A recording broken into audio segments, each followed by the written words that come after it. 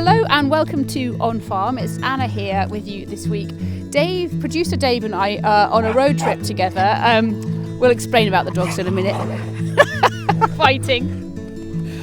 Producer Dave and I are on a road trip together for the first time in a while, actually, but we've come up to a farm near Kirriemuir in Angus. And the topic of today's podcast, these dogs are 3 Labradors and a Jack Russell, and they're nearly knocking me over. We've come up to a farm. This is actually a very serious podcast. Yes, but I know, it hasn't started out that seriously, is it? The topic today is hemp. Now, if you're saying, oh, but hemp, what's hemp? I don't know anything about hemp. Then, in a way, I'm glad because we're here to tell you all about it. I'm standing next to farmers John and Alison who grow hemp and process it. And we're going to tell you today all about how that's done and probably just as importantly why it's done. There are a host of different health benefits for humans, and there are benefits for feeding livestock as well. It's going to be a full-on but incredibly interesting and enthusiastic episode because there's so much good stuff to be talking about. So we're going to hear from some scientists shortly from the Rowett Institute and BIOS, part of SEFARI, the kind of scientific institutes in Scotland. But first, Ali and John, let's get you just to introduce yourselves and just kick us off. Talk a bit about what it is that you're doing here. Yeah, well, hi, I'm John. I'm the farmer here. Ali had a brainwave and decided she'd like to try and grow hemp in 2021. So we had applied for a licence from the Home Office in London in 2021, which lasts 3 years. So we're now on to our 4th crop, so we've just applied for our 2nd licence and we're getting ready to order seed for our 2024 crop. And the reason you need a licence from the government, of course, is because hemp is the same plant or a very similar plant to cannabis, right? Yeah, the reason why we need a licence is because everybody assumes it is the same crop, but they're totally different crops. We have to grow a variety that contains less than 0.2% THC. Which is the active ingredient of cannabis. The active ingredient, yeah. So hemp has to have less than 0.2%. Now the variety we grow is Finola. It's a seed variety and it is government approved from a European seed source. This is sounding a bit familiar because sometimes I have bright ideas and then I hope that my husband is going to follow through with them. So Ali, you had the idea in the first place. John has obligingly been growing hemp for the past 3 years. But what happens then after it's been grown? Because that's where your kind of skills come to the fore, isn't it? Yeah, so for me, it was all about the health benefits of the seed. That's what why my ears pricked up initially and thought, ooh, I really want to get this to market and be the first, business in Scotland to do it. My previous job for the past 11 years was precision farming. I managed a soil sampling department, so all agronomy based. And when hemp came on my radar, it ticked all of the boxes. So environmentally, it's just such an amazing crop. There's no waste. It can go into so many different industries, whether it be building industries, bioplastics, fuel, textiles, paper. It's endless. It's been quite tricky, a bit of a learning curve just to get it actually cold pressed and into a bottle, all the necessary analysis and everything because it's going into the human food consumption. chain. Yeah, so it's obviously very governed by strict rules and regulations. Yeah, it is. And this is, I suppose, quite a new thing for me as well. I don't really have a background in food. So it's been a lot of learning, and the help and support from the Rowett Institute has been really fundamental, really. It's nice to have experts to bounce from. And we'll hear from them in a little bit, but they and the kind of scientists that are around your project are really excited about the work that you're doing. They share your enthusiasm. What are some of the benefits? What are some of the things that we're missing out on if we're not farming and or eating hemp? Well, the crops after the hemp, and the years in the fields after we've grown the hemp, they've definitely shown an increase in yield. The yield monitor on our combine's not very accurate, but it's definitely proved the yields after hemp are definitely greater than the other fields. And for the past 3 years, the field that had hemp in it the year before has been our highest yielding field on the farm. The byproducts from the pressing is the cake. Now, it's really high in protein.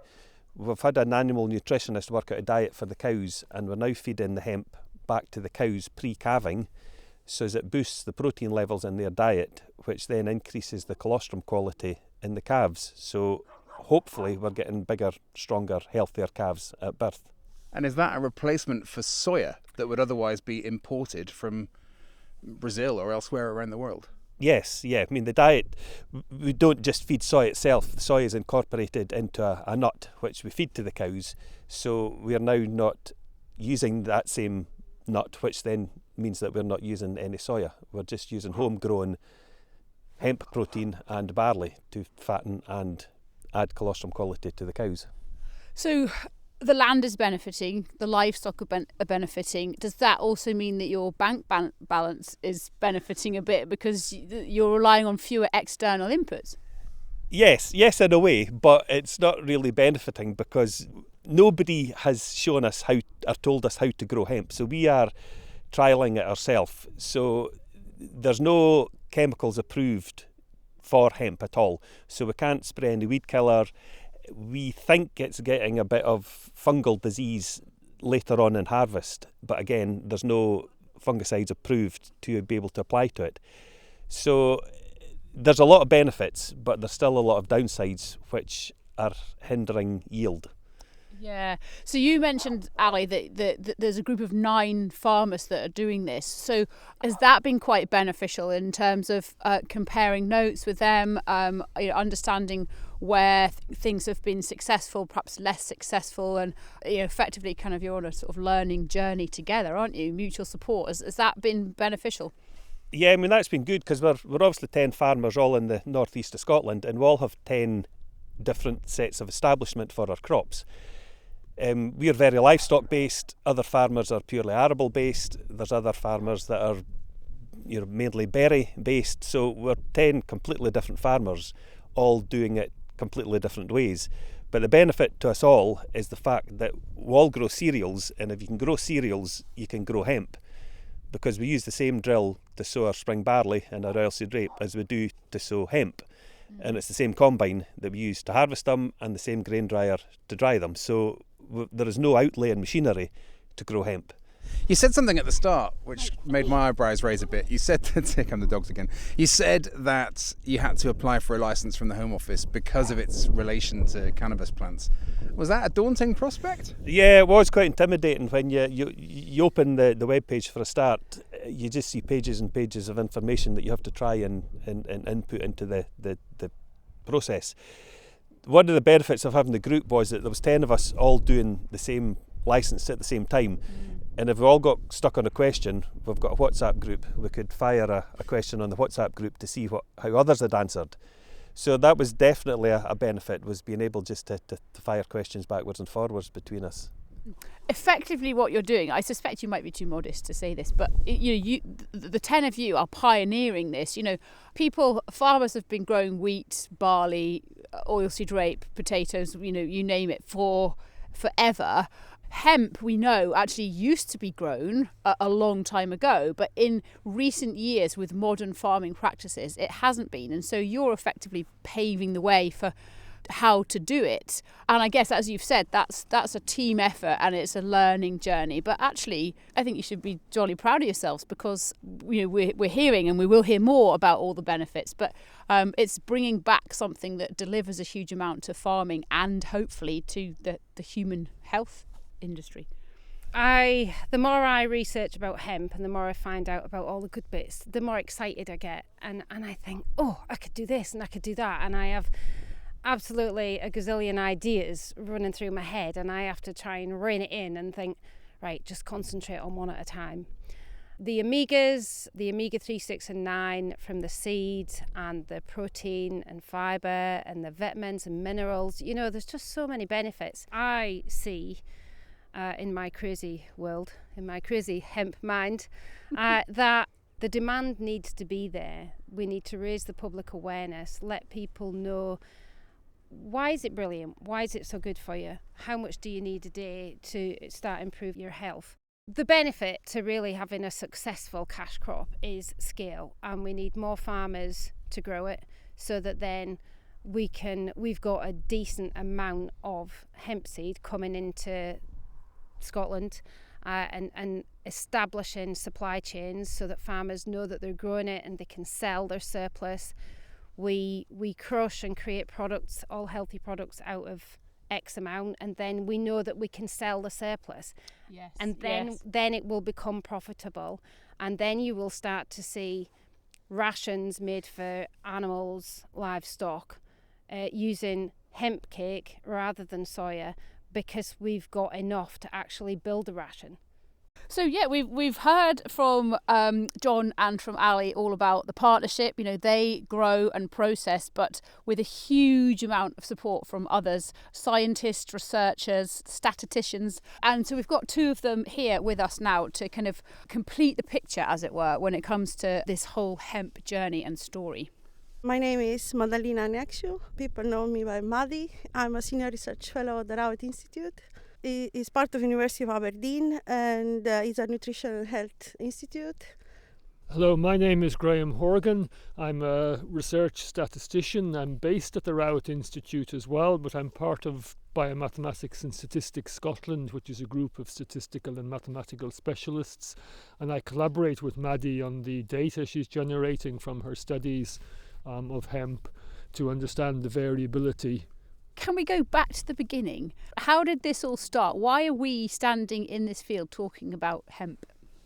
Well, for me, the hemp journey started 12 years ago when Scottish Government asked us to look at sustainable crops that could grow in Scotland to replace protein mainly in our diet, and also protein in the feed.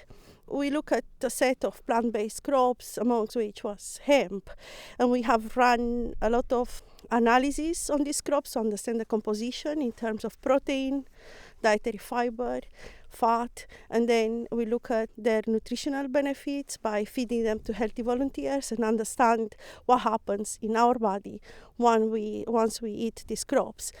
All our comparison was done because we target protein at the beginning. We compare it with meat, which is a golden standard. And yes, we start teasing out what are the best candidates to go forward. So what were some of the ones that fell by the wayside? What were some of the other crops that weren't as good? Don't get me wrong, they are not as good as hemp. That's very well said.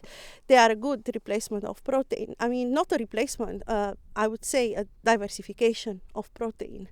And I mean, this word is key because everywhere we look, we need to approach diversity.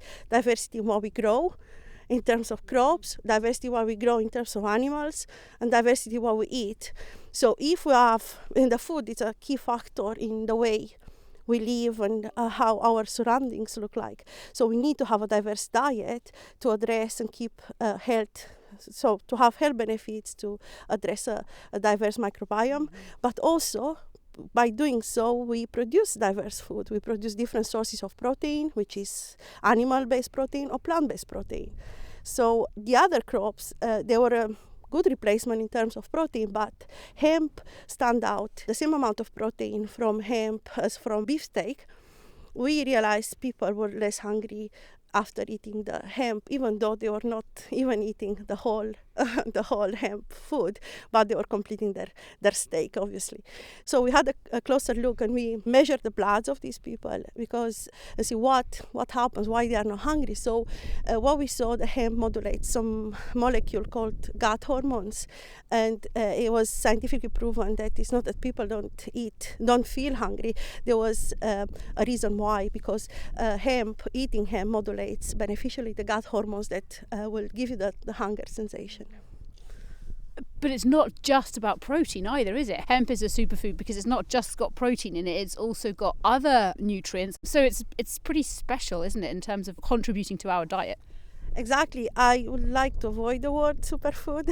I know, it is bandied about a lot. I think it's just a commercial way to sell things. So hemp is a very rich source of dietary components, and we classify them. I try to classify them in three categories: macronutrients, which is our protein, fiber and fat, and micronutrients, which are the minerals like you mentioned, calcium, magnesium and so on, and the non-nutrients, which are all the other chemicals, there are hundreds and thousands of them in plants, which people try to use to attribute them as super antioxidants, superfoods or so on.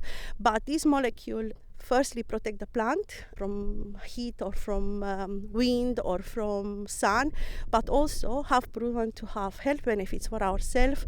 They could be very good antioxidants, anti-inflammatory molecules, but they don't have necessarily nutritional value. Yes. Tell me, Graham, how have you and Maddie worked together? Why is it important that we are drilling down into the finer details of this and looking at the statistics? We've obviously got life experience here in terms of John growing it, but why is it important that we're really kind of understanding all of the key details? My interest is in the variability that we find in this crop. You might think that hemp is the same wherever you grow it and whenever you grow it and what varieties you use, but that's not the case. Any sample of hemp flour or oil or any product produced from it if you look at it, it will vary. You mentioned calcium earlier, and an example, you find some samples of hemp seed have calcium as low as 100 milligrams per 100 grams. And it can be as high as 200 in some of the data that we've collected. I've been working with Maddie on data she's collected over the past 3 years from different farms around Scotland, growing a few different varieties of hemp at different times of the year with different sowing dates. And these farms are at different altitudes, they've got different soil types. And our interest is in trying to understand how these different factors can affect the composition of the hemp, the macronutrients and the micronutrients, the protein, the composition of the oil. Some of them vary a little bit, some of them vary a little bit more, but we want to see what way these different factors influence the composition and the yield as well, which is of course important for the growers.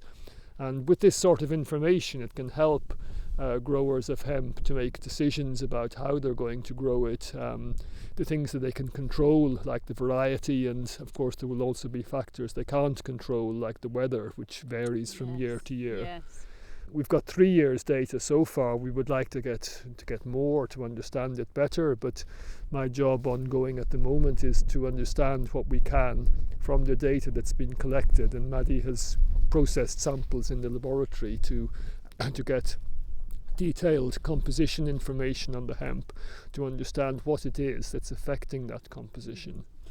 And so is the overall goal there to achieve sort of understandable consistency? We're never going to get consistent weather, but is the goal to get consistency in terms of nutrients, so that every crop is as close to being the same as possible? What's the ultimate goal?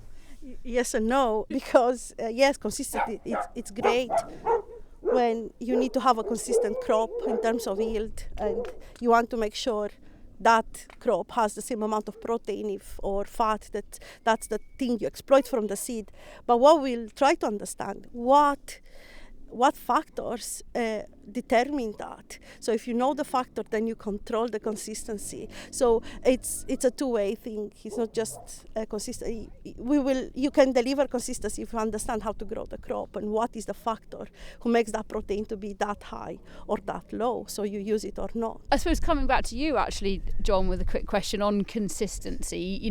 Again, there are so many variables when you're doing what you do as a farmer, but you want to get to a point, presumably all 10 of you, where you understand about what the challenges and perhaps disease challenges or whatever, and you get to a point where growing the crop becomes as easy and as consistent as possible.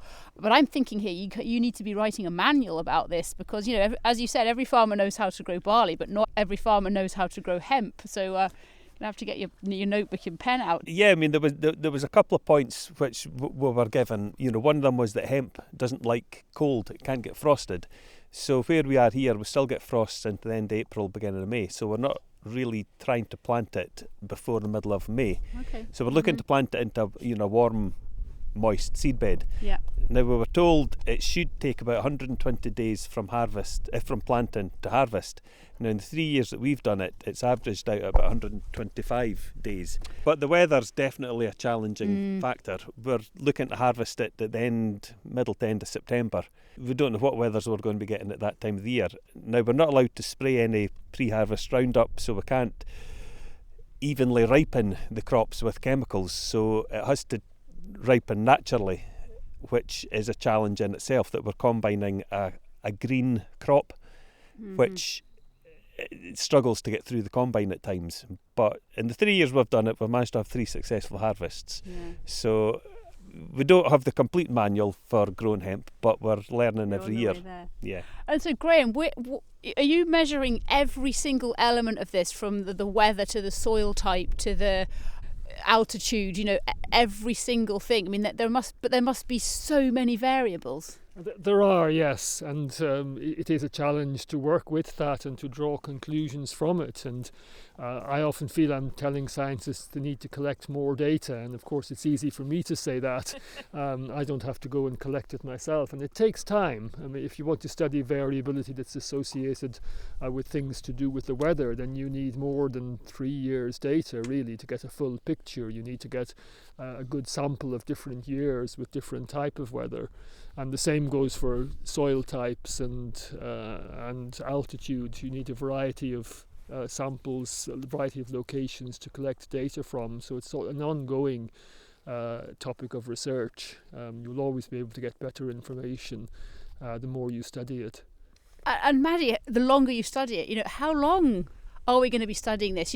We've got 3 years so far. I'm presuming, and I certainly can tell from Ali's enthusiasm, she wants to be growing and processing this stuff forever. So how long is a study like this until you feel as though you know what you need to know to be able to inform the general public about the health benefits, but also inform the farming community about growing it? Well, obviously I'm working on it for 12 years and I feel that I learn every year something new about it. We definitely start to understand better nutritional and health benefits. We are just about to understand about informing the farmer on the right variety to grow if the farmer would like to, if the oil is the target and they want to be their primary produce. That's what we did with the farmers actually. In the first year we grew 2 varieties and we realized one of them, it was not the one that give the highest amount of fat and high amounts of protein. So we focus on the second variety, which we took it in the year 3. When we tried another variety, which is a Nordic variety, which was not as good as the variety we have from year 1. So you see, we have to try and see what's best for Scotland. There is no same variety. Even if it's designed for Nordic hemisphere, you have to sample it and grow it, I think, minimum 3 years. I think it has to be properly done. And I think now people realize from other institutes, parts of SEFARI, how important it is to run agricultural trials to inform and help farmers with that aspect of the work. So far I'm aware this year are going to be 2 trials. One's looking at varieties for fiber and dual varieties, and another one looking to different varieties for seed. So we all have to remember we grow it to eat it. For us to eat it and for animals to eat it? For animal to eat it, yes, as I said, I think the oil is a primary produce and it compares with the best olive oil, extra virgin cold pressed olive oil. I can tell you this with the hand of my heart. And the byproduct, which is, believe it or not, is the flour. We can eat it or we feed our animals. We carry on now research showing that we can replace soya from animals, and we want to look at the quality of the food produce, animal food produce like eggs, and hopefully we will have trials on meat and milk. And we try to understand by replacing soya, which is nothing wrong with soya, but we can't produce it here in Scotland, and we overuse it for animal feed. So we need to diversify what we give to animal to eat in order to be sustainable. And if we prove it's as good as soya, I think it's a success. But we're very much relying on Graham's data Exactly. to persuade the rest of the world. So no Exactly. pressure, Graham, but could you just get on with it? That's right. Yeah. Ali, you gave up your job to pursue this passion, so it's not just grown to be eaten, it's also hopefully grown to be profitable. Do you think that for you, the longer term achievement will be to have a profitable crop, an additional profitable crop on this farm? Well, I don't think I've got to this age without realising that you need to have a profit in there. You've got to have a margin, but you've also got to love what you do, and that's where the passion comes from. It stood out to me. I took the risk. I told my husband one day, I've given up my job and we're all in. And he thought, oh my God, she's lost the plot. It's definitely, we just need to build the demand and sell all of what we grow. And then we will be in profit and we can just go from strength to strength. We need to break the stigma when it comes hemp, and as part of our research we do that. We actively go in schools and show that agricultural hemp is not the same as medicinal hemp, and the nutritional benefits and other benefits, what you can do with hemp, replace unsustainable materials, or you replace the benefits hemp gives to the land you grow it, and it's more to it than just, so basically to educate people early enough to understand and to break the stigma, and then when it comes to eat it, they understand and they don't ask the same question over and over again. The stigma that you describe is a stigma that results from it being associated with cannabis, being associated with illegal drug taking, and people think it's the same thing. Exactly, it's the same as the cannabis product. Exactly. So it's not the same as John described to you. It's not the same. They look the same. There's nothing we can do about it. But with enough education and with the holistic approach, we will demonstrate. It's just a matter of time to show the benefits of this crop and to educate early enough. We have educational activities that are freely downloadable from our websites, or we go in schools. We have recipe books. We have all sorts of events where we educate public and pupils about the benefits of hemp. And when they try to eat it and buy it, they understand. So they don't. That's why I say I'm not asking that question. Yeah. So speaking of recipe books, we're going to go into your kitchen now, Ali, and see the range of products that you've got and what you show people at the farmers markets. But also you've made some flapjack, which we'll get to taste, and really kind of then probably get an even deeper understanding of the fact that it not only are there all these health benefits, but also tastes good too.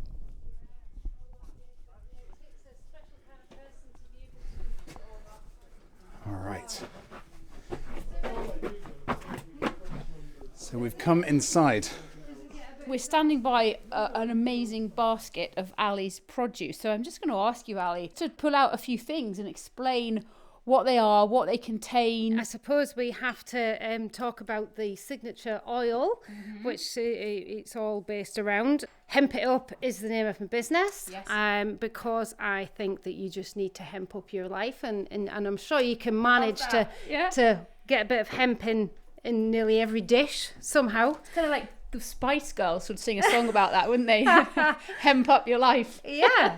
So we've got extra virgin oil. I've got the same oil but with garlic and chili. Garlic, oh yum. So that just adds a bit of flavour, because some people are not really that gone on the earthy taste. I mean, the basic oil is quite a nutty green oil. I don't have an issue with it, but I suppose it depends on your normal diet. And Yeah. And in my opinion, garlic just makes everything even better. So I can't wait to try that actually, because it's going to be delicious. Well, I'm actually hemped up some croutons, so I had some little squares of bread left over from my tasting last Saturday. And so I drizzled a load of garlic hemp oil over them and did them in the oven. So that's the croutons that you're getting on your soup today. Oh wow! So we've got the two infusions there, chili and garlic, and I've got a range of 6 hemp drizzles, which I made with a development chef through a project with SIUC and Interface. Yes, and I know them both. A few other partners. So I knew what I wanted to create, and I wanted to have a dressing that wasn't just for salads, but something based around health. So using apple cider vinegar, lots of fresh herbs, lots of local produce. I've not chosen it to be dairy free, but it does have a longer shelf life. Oh, I see. Yes. So yes. that means it's just it's suitable for vegans as well. Yeah. So we've we've 6 different flavours. Yeah. Wow. So I'll tell you. So I started off with a lemon and ginger. I think everybody pretty much knows what that's going to be. Then we have orange and coriander. Ooh, yeah. Now, the base of that is orange marmalade, which I make myself. Then we have apple, fennel, and rosemary.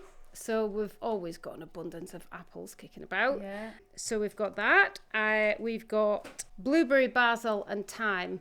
So we're just on the border of Angus and Perthshire, so we're surrounded by soft fruit. Yeah. So we've got lots and lots of blueberries and raspberries and what have you. And what's that one good drizzled on then? Well, that one's lovely on salad. I've got a broccoli salad that I've made today, and I've used this one. Yeah. But if you're having a smoothie in the morning and you want a quick shot of omega-3, really a little glug of that in your smoothie's not, it's not going to taint the perfect taste. blend of fruit and, sort of sweet and savoury. Yes. But it's very herby because there's basil and thyme. They're both quite strong herbs, so you're getting that.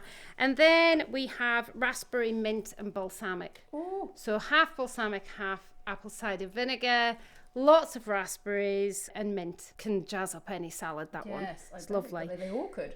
And then finale, we have chipotle and lime, which is nice with chicken or rice. Lots of things, really. Some people use it as a marinade.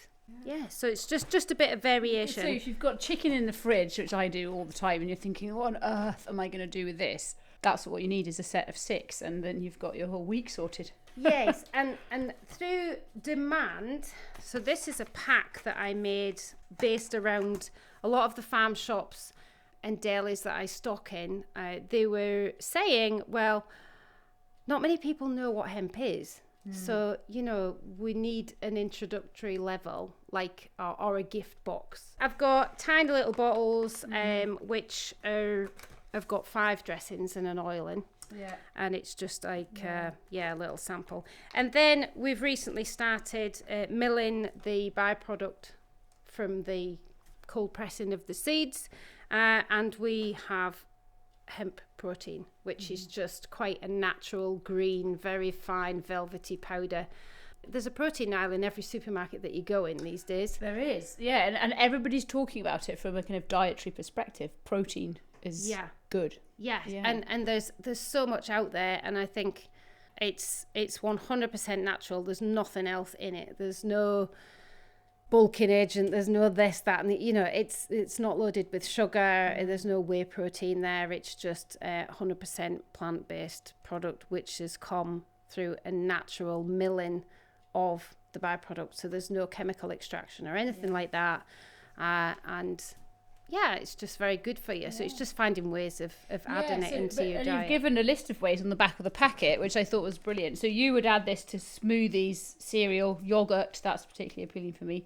Home baking. So is there some in that flapjack there? There or absolutely did you use, is. Yeah. Yes. Bread, biscuits. I mean, it's kind of it's mind-boggling actually the number of different things you can do with it, and there's something psychologically comforting about it as well, knowing that you're putting that goodness in such kind of concentrated form into your body that really appeals to me. So I'm loving it. Absolutely loving it. I think that is part of it. If you've ever psyched yourself up to do any sort of health kick, a particular diet, or say, right, I'm going to start, you have that mindset, you have that, right, I'm going to do this. And I think when you start to follow a healthy diet, you feel you are doing some good to yourself, and mentally, you've made that decision, and you feel better in yourself. Now, I suppose that's a little bit of a placebo effect, but if you start the day off in a good way, then you're more likely to finish the day. If you start off in a bad way, then you're more likely to finish it in a bad way. And so many diets are actually about things that you should be taking away rather than things that you could be adding. So, and adding something that is doing you good inside is it's a win-win, really. Yeah, absolutely.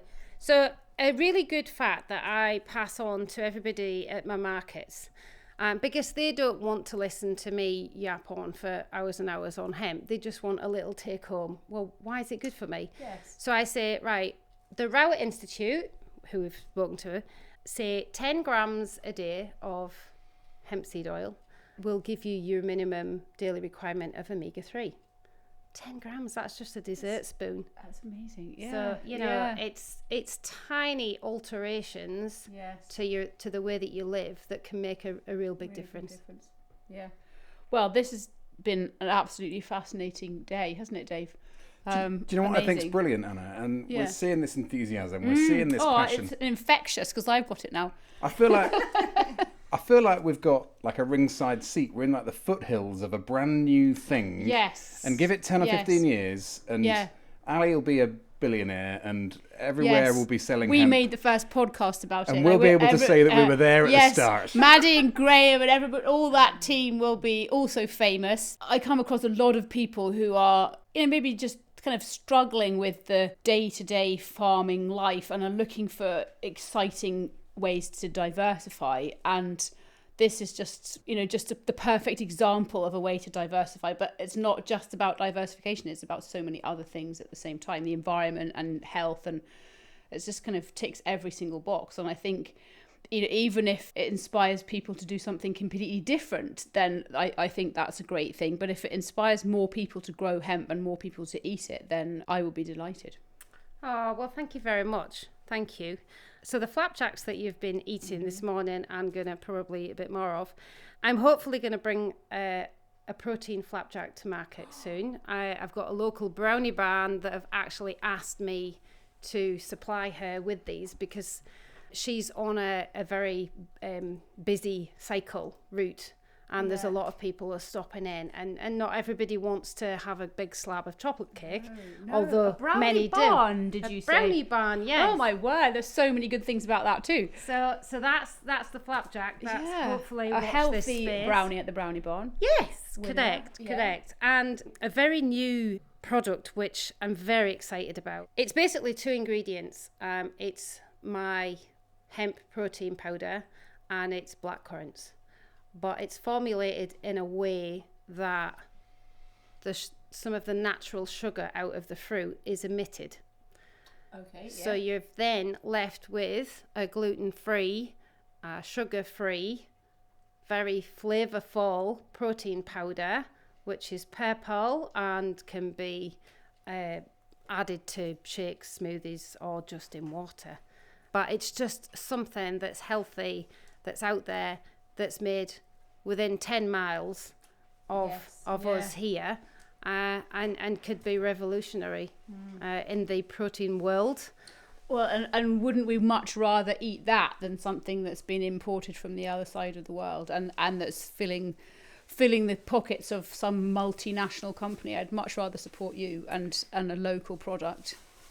It all comes back to sustainability and food miles and how we choose to live and the little things that we can all do to help save the planet. It's a contribution of all these little things that we're doing together. Like everything that I do, I'm trying to package it in a sustainable way. I'm using compostable pouches. When I send it to anybody, I'm not using any plastic in my packaging. I'm just trying to, do the right thing. Sometimes it's not always the most commercially viable, but we have to just try and follow our instinct and keep it done the right way. So look, that's been absolutely fascinating. It's been a really brilliant episode, really insightful. Just one last question from me, I think, before we finish up, and we've brought Maddie back into this as well from the Rowett Institute. So a question that we'll ask both Maddie and Ali: where does this end up? Where does this Scottish hemp industry, supported by Scottish science at the Rowett Institute and wider SEFARI partners, what's the potential of this? Maddie first and then Ali. Okay, yes, definitely. I think Scottish government is quite visionary to fund this research, and it's funding it for the last 12 years. I think the potential is to help Scotland to meet its ambition for net zero by 2045. Promoting a crop like hemp will have benefits for the environment, for the soil it grows, and for the population who eats it. It's good for the planet, it's good for us. Huge, absolutely huge. Ali? I suppose there's two elements really.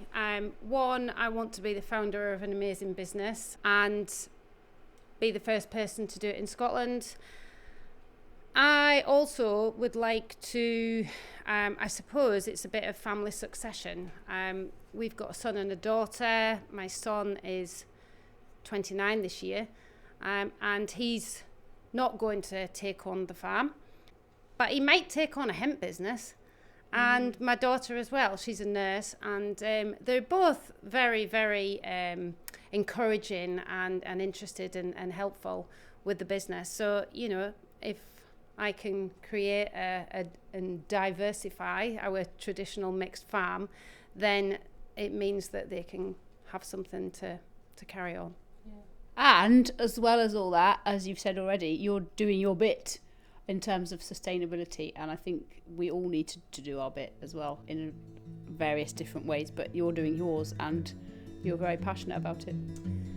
I can't wait to actually start approaching gyms, and I've already got my eye on a little sort of, you know, the protein shaker with my logo on it and a water bottle and things, and I'm like, ooh, imagine going into the gym and seeing people with my brand. You know, how exciting is that? I tell you, we are seeing this kick off. Yes, this is I launching. know. This We is were here on day one. Day one, this is ignition right here. I've had an amazing day. Thank you to Maddie and to Ali and John, who's gone outside to look after a cow, I believe, and to Graham. And thank you to everybody who's listened as well. I think, as Ali said, we can all do our bit. And certainly I, for one, I'm going to go away and improve my diet and improve my footprint a little by buying more sustainably and enjoying something really delicious. So I hope that you feel inspired to do the same thing. This episode is part of an on-farm mini-series in partnership with SEFARI, which is the Scottish Environment, Food and Agriculture Research Institutions, made up of 6 globally renowned institutions providing research and expertise to Scotland's agriculture, environment and food communities. They are, and we'll name check them all because it's really lovely to have been involved with them and they absolutely deserve it. Aberdeen University's Rowett Institute, our old friends at the Morden Research Institute, SRUC, or Scotland's Rural College, Biomathematics and Statistics Scotland, or BIOS, the James Hutton Institute, and the Royal Botanic Garden, Edinburgh. There are links in the show notes to SEFARI so that you can find out more if you need to, but I hope you enjoyed that episode. Really lovely to listen to, and we are really enjoying working with SEFARI on this project.